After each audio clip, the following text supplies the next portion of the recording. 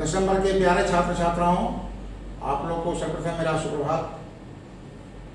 आज मैं आप लोगों को काव्य खंड में द्वितीय पाठ मीरा का पद पढ़ाने जा रहा हूँ। लेकिन इसको पढ़ने से पहले हम लोग को यह जानना चाहिए कि मीरा कौन थी, साहित्य के क्षेत्र में उनका क्या योगदान रहा, वो किस काल की कवित्री थी, उनका जीवन किस तरह इस धराधाम पर बीता। इन तमाम प्रश्नों का जब हम उत्तर ढूंढने का प्रयास करेंगे तो हम लालायित हो जाएंगे कि हमें मीरा का परिचय जानना चाहिए। बिना परिचय जाने इन प्रश्नों के उत्तर ढूंढने में हम सफल नहीं हो पाएंगे। तो आइए मैं सबसे पहले आपको मीरा का परिचय दे दूं। हम लोग जानते हैं कि हिंदी साहित्य को मुख्यतः 4 भागों में बांटा गया: वीर गाथा काल, भक्ति काल, रीति काल और आधुनिक काल। भक्ति काल को 2 भागों में बांटा गया: सगुण ब्रह्म और निर्गुण ब्रह्म। तो मीरा भक्ति काल की कवयित्री हैं और यह सगुण ब्रह्म की उपासिका है। सगुण ब्रह्म को आगे चलकर 2 भागों में बांटा गया: राम भक्ति शाखा और कृष्ण भक्ति शाखा। मीरा कृष्ण भक्ति शाखा की कवयित्री मानी जाती है क्योंकि इनके आराध्य देव भगवान कृष्ण रहे हैं। तो सगुण ब्रह्म के वैसे भक्त कवि जिनके आराध्य देव भगवान राम हुए, वे राम भक्ति शाखा के कवि कहलाए, जैसे तुलसीदास। और सगुण ब्रह्म के वैसे कवि जिनके आराध्य देव भगवान कृष्ण रहे, वो कहलाए कृष्ण भक्ति शाखा के कवि। मीरा के आराध्य देव भगवान कृष्ण से, इसलिए मीरा कृष्ण भक्ति शाखा की कवयित्री मानी जाती है। प्यारे बच्चों, अब मैं बता दूं कि मीरा का जन्म कब हुआ, कहाँ हुआ, कैसे उनका जीवन बीता, भक्ति की ओर उनका अधिकाधिक झुकाव कैसे होता चला गया। आइए इन प्रश्नों का उत्तर ढूंढें कवि परिचय के माध्यम से। तो मीरा का जन्म जोधपुर के चोकरी, जिसका उपनाम है कुरकी या दूसरा नाम कहेंगे कुरकी, इसी गांव में 1503 ईस्वी में मीरा का जन्म हुआ था। इसका कोई प्रामाणिक आख्यान नहीं है, ऐसा माना जाता है, मान लिया गया है। इसका कोई साक्ष्य उपलब्ध नहीं है। मात्र 13 वर्ष की उम्र में मेवाड़ के महाराणा सांगा के कुंवर भोजराज से मीरा का विवाह हुआ। उस समय बाल विवाह की प्रथा थी। बहुत कम उम्र में ही मीरा का विवाह महाराणा सांगा के कुंवर उनके सुपुत्र भोजराज के साथ हुआ। मीरा का जीवन दुखों की छाया में बीता। बाल्यकाल से ही मीरा दुख की छाया में अपना जीवन यापन की है। बाल्यावस्था में ही सर्वप्रथम मां का देहांत हुआ। विवाह के कुछ ही साल बाद पहले उनके पति मर गए, फिर पिता, और एक युद्ध में श्वशुर का भी देहांत हो गया। तो जिसके जीवन में सगे संबंधियों का इतना भी लगाव हो जाए, सब के सब चले जाएं, सदा सदा के लिए चले जाएं, निश्चय ही उनका जीवन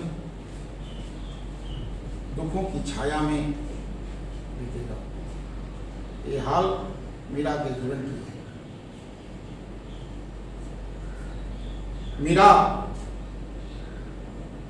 इन घटनाक्रम से भौतिक जीवन से बिल्कुल निराश हो गई और घर परिवार को त्याग दिया।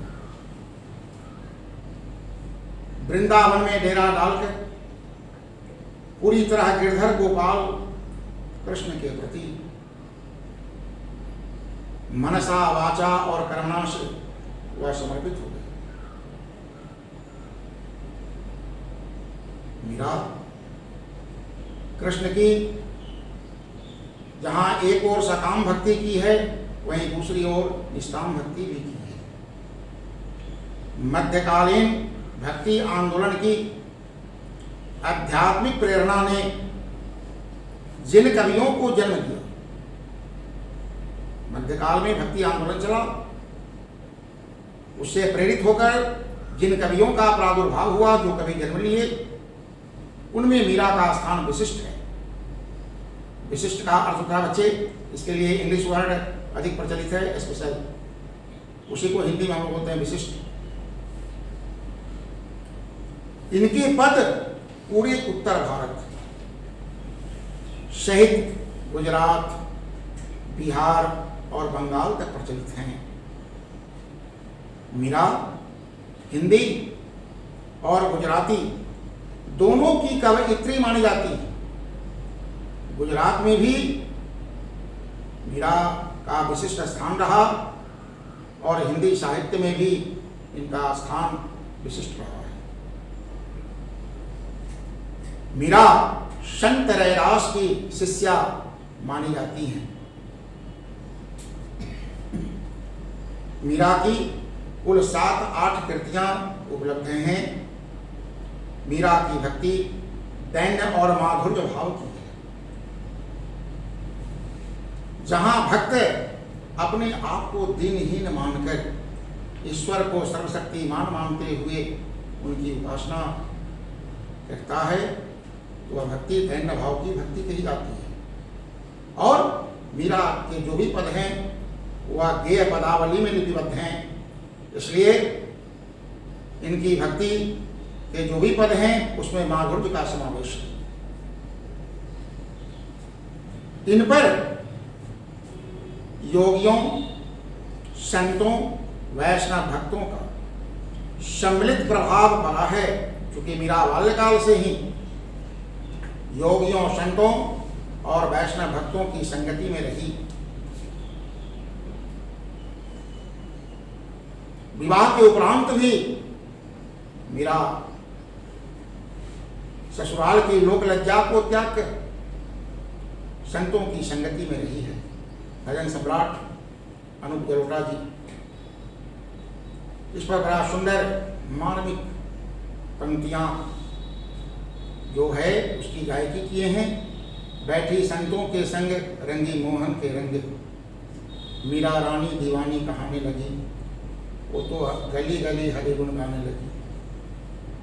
इससे यह सिद्ध होता है कि मीरा की संगति हमेशा संतों के साथ रही और संगति का प्रभाव जीवन पर निश्चित रूप से पड़ता है। मीरा के जीवन पर भी संतों, वैष्णवाचार्यों का प्रभाव पड़ा है।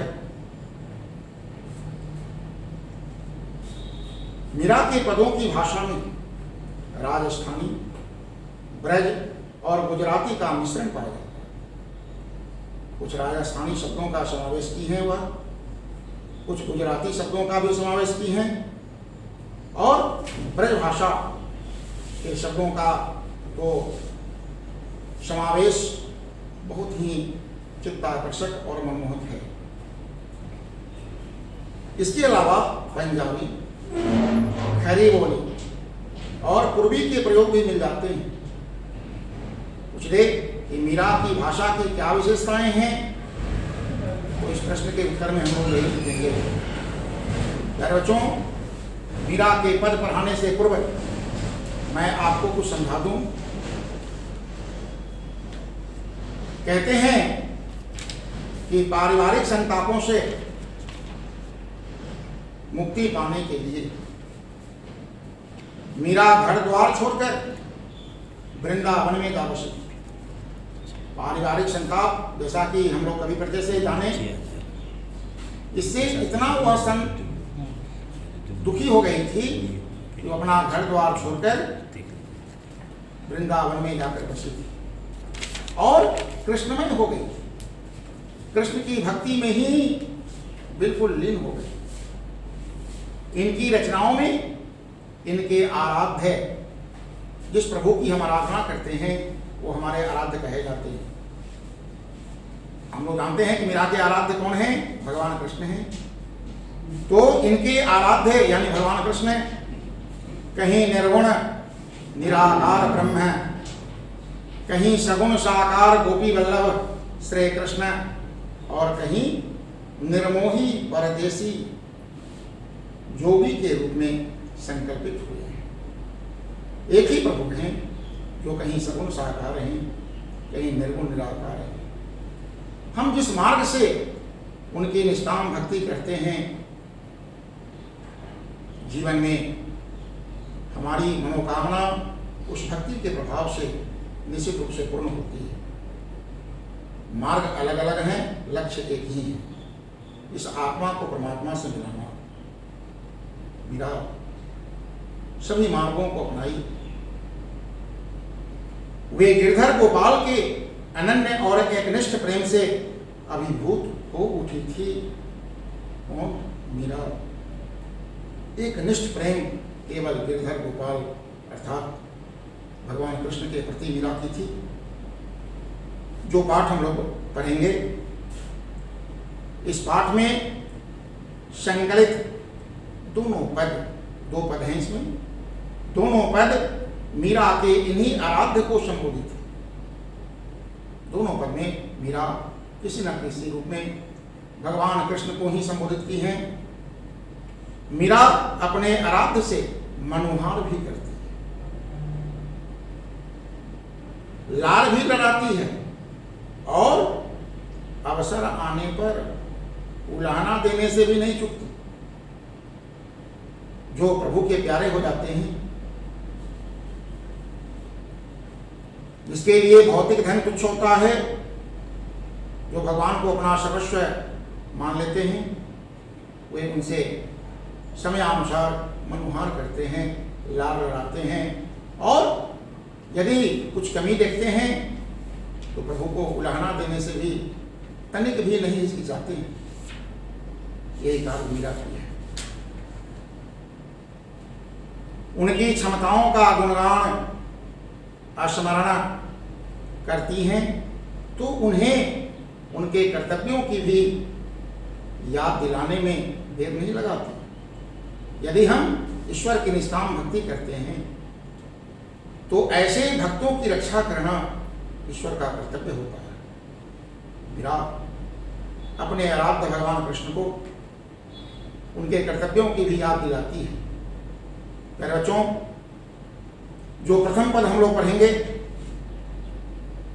उसमें मीरा क्या कहती हैं, ध्यान देंगे। इसमें मुख्यतः राजस्थानी शब्दों का समावेश है। इस पद के माध्यम से मीरा भगवान कृष्ण से अपनी पीड़ा हरने की प्रार्थना की है। कहती हैं, हरि आप हरो जननी भीर, हे हरि, हे मेरे श्याम, हे कृष्ण, आप लोगों की पीड़ा को, लोगों के कष्टों को हर लें, दूर कर दें, क्योंकि वे आपके भक्त हैं और आप ही उनके सर्वस्व हैं। कैसे हरो? देखिए आगे, द्रौपदी लाज राखी आप बढ़ायो चीर। जब दुष्ट दुर्योधन के आदेश पर दुशासन द्रौपदी का चीर हरण करना प्रारंभ किया। द्रौपदी सभा में सबको पुकारी, लेकिन कोई उसकी प्रार्थना को सुनने में सक्षम नहीं हुआ, तो अंततो गत्वा हुआ भगवान कृष्ण को पुकारी।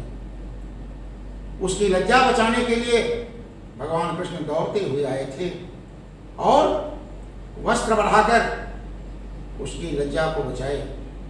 दुशासन उसकी साड़ी खींचते खींचते थक गया, बेसुध हो गया, लेकिन उसकी प्रतिष्ठा नहीं रही। मीरा याद दिलाती है प्रभु को, ये प्रभु जिस तरह आप द्रौपदी की लाज रख लिए थे और वह निर्वस्त्र न हो जाए इसके लिए आपने वस्त्र बढ़ाया था, साड़ियां बढ़ाई थी। आगे मीरा कहती हैं कि भगत कारण रूप नरहरि धरे वो आप शरीर। आप जब अपने भक्तों को दुखी देखे, जब जब धर्म की हानि हुई, अधर्म का साम्राज्य बढ़ा, इस विषम परिस्थिति में आप मानव शरीर धारण करने में भी तनिक भी विलंब नहीं किया था। कि प्रभु आप भक्तों के कारण ही मानव शरीर धारण किए थे। बूढ़तो गजराज राख्यो काटी कुंजर पीर। आप बूढ़े ऐरावत हाथी की पीड़ा को दूर करने के लिए दौड़े चले आए, ग्राह को मारकर उस कुंजर यानी हाथी की आपने रक्षा की, इसलिए कि वह आपका परम भक्त था। हे प्रभु, दासी मीरा लाल गिरधर हरो महारी भी। अंत में मीरा कहती है कि प्रभु, हे गिरधर लाल, भगवान कृष्ण गोवर्धन पहाड़ को धारण किए थे, इसलिए उनका एक नामकरण गिरधर है।